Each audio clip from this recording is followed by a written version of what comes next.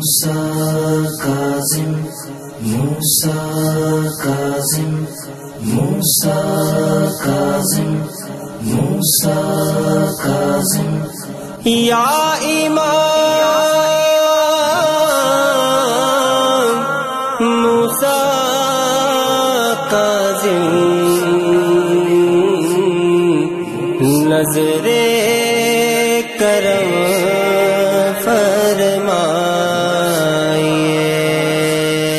اور باب الحوائج کہا جاتا ہے. اور روایت میں یہ ہے کہ خدا میرے پدر بزرگوار امام موسیٰ کاظم سے بغداد کے لوگوں سے اس طرح سے آفتیں دور کرتا ہے اور امان ہے میرے پدر بزرگوار امام رضا علیہ السلام فرماتے ہیں امام موسیٰ کاظم.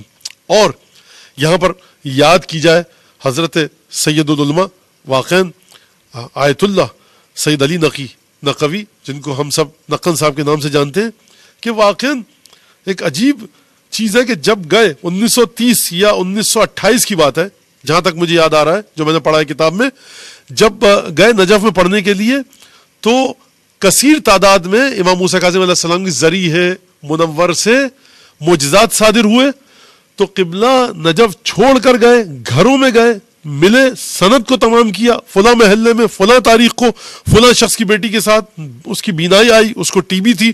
ٹی بی آج کل ہم ہنس کھیل کے بتا دیتے ہیں, البتہ اتنا آسان آج بھی نہیں ہے, بیچارے کسی غریب کو ہو جائے تو وہ اس کے لیے بس ختم ہو جاتا ہے مسئلہ.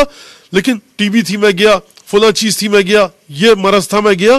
تو بیٹھ کر وہاں پر امام موسیٰ کاظم علیہ السلام کے معجزات کو امام کے معجزات کو قبلہ نقل صاحب نے قلم بند فرمایا, کتاب کی صورت میں شائع کیا. یہ امام موسیٰ کاظم علیہ السلام. اور ابھی بھی آپ کو خدا نصیب کرے انشاءاللہ ہم سب کو زیارت, ابھی بھی اگر آپ جائیں گے باب المراد سے نکلے تو وہاں جو گرل لگی ہوئی ہے, یعنی بائیں ہاتھ پہ آپ کے سید رضی اور سید مرتضیٰ کا روضہ قبر ہے, تو وہاں پہ اگر آپ چلتے ہوئے جائیں تو وہاں پہ لوگوں نے کپڑے لگائے ہوئے ہوتے ہیں کہ میری بیٹی کو شفا ملی ہے, میرے بیٹے کو یہ شفا ملی ہو, تو وہ لکھتے ہیں وہاں پر. اچھا, لوگ کہتے ہیں اس کو لکھنے کی کیا ضرورت ہے؟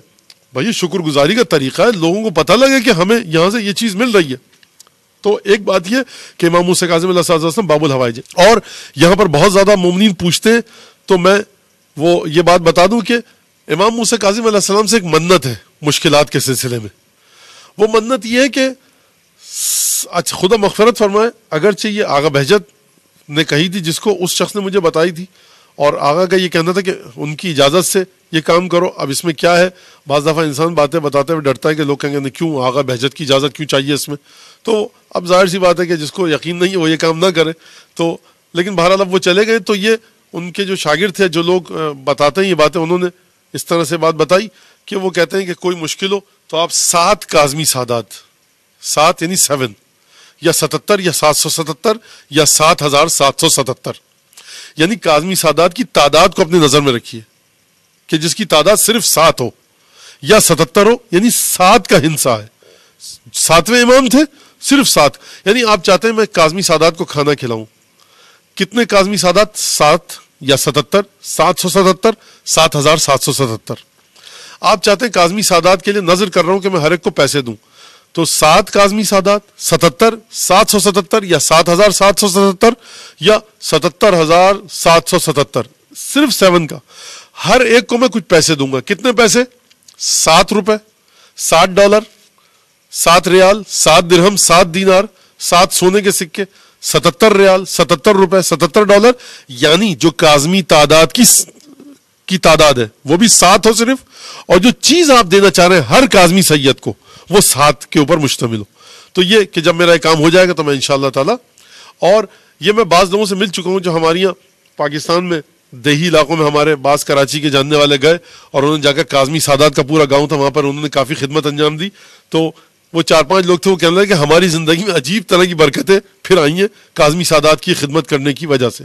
اور ایک مظلومیت کی داستان ہے امام موسیٰ کاظم علیہ السلام کے فرزندوں کی, واقعاً جس کو دیکھ کر انسان تمام ائمہ کے جو اولادیں ان کی داستان بڑی مظلومیت سے بھری ہوئی ہے. لیکن بہرحال امام موسیٰ کاظم علیہ السلام کے بڑے حالات مختلف ہیں. جو مظلومیت کا عالم امام موسیٰ کاظم علیہ السلام کی صاحبزادیوں کے ساتھ گزرا اور جو سیدانیاں تھیں ہماری, تو یہ اس وجہ سے شاید پروردگار عالم نے, پروردگار جانتا ہے, امام زمانہ جانتے ہیں کیوں یہ امام موسیٰ کاظم علیہ السلام کی نظر میں کیوں اتنا زیادہ ایک اثر اور تاثیر رکھی ہے.